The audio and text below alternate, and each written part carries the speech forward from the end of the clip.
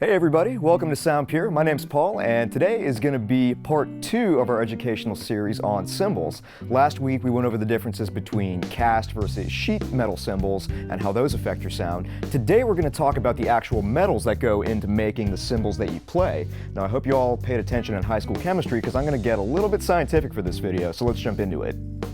So when we read reviews of cymbals and how they sound, we read a lot about the kind of alloy that a cymbal is made from, but what does that actually mean? So an alloy is a chemical compound made of 2 or more different metals. Cymbals tend to be made out of copper alloys predominantly, and the most popular of these alloys is going to be bronze. And bronze is an alloy made out of predominantly copper-rich mixture mixed in with a little bit of tin, and the ratio of copper to tin is going to have a massive impact on how your cymbal sounds. So the most popular of these copper alloys is going to be B20 bronze. Now what does that 20 mean? That 20 actually refers to the percentage of tin that's in the mixture of bronze. B20 bronze contains 80% copper, 20% tin. Generally speaking, the more tin that you include in a bronze mixture, the darker and more sonically rich a cymbal is going to sound, which is why a lot of cymbal manufacturers tend to use B20 bronze. Now, B20 bronze is sonorously rich and gives you the widest frequency range, and it's really easy to make B20 bronze cymbals sound bright or dark depending on the desired product. For example, Zildjian's A, K, A-custom and K-custom cymbals are all made from B20 bronze, but depending on how that bronze gets treated, hammered, lathed, the cymbals can be brighter or darker than the rest. However, this wide frequency range does come with a bit of a trade-off. B20 bronze is generally pretty difficult to work with. Really, any kind of bronze alloy that has a large degree of tin is going to be difficult to work with just because of how brittle it is, which is why B20 cymbals tend to be more on the expensive side, targeted towards intermediate players and mostly professionals. Now another popular alloy that's used in cymbal making is going to be B8 bronze. B8 bronze, like I mentioned with B20 bronze, involves 8% tin and 92% copper.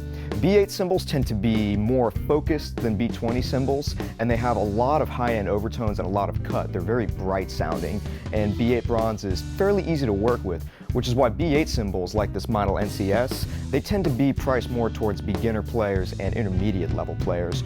But that's not always a hard and fast rule. For example, Paist's 2002 series of cymbals are priced towards professionals, and those are actually made of B8 bronze, and they're coveted for their bright frequency response.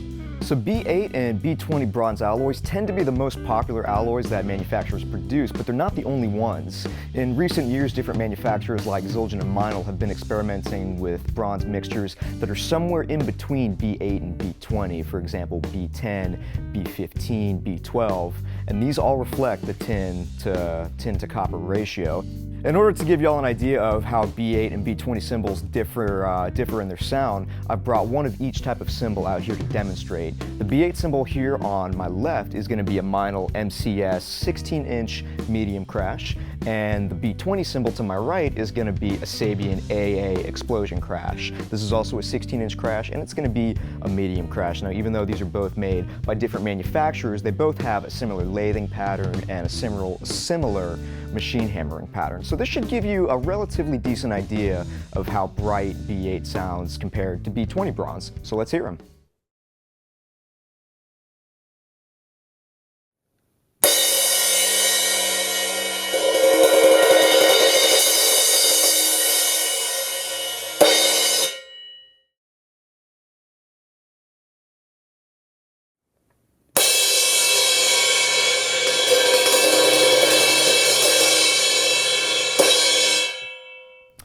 Alright, so hopefully that sound test is going to give you a pretty decent idea of how B8 and B20 cymbals are going to differ sonically from each other. Now, I mentioned too that some manufacturers like Zildjian and Meinl are experimenting with B10, B12, B15 bronze. The Zildjian S family crash that I played for you guys in last week's video, that's actually made out of B12 bronze. So go back, check out that video, give it a listen, and that'll give you an idea of how cymbals in between B20 and B8 are going to sound. So, take this knowledge, go forward, play some cymbals, figure out what you like and what you don't like, and tune in next week. We're going to be talking about lathing and hammering and how physically altering cymbals affects the tone. See you next time.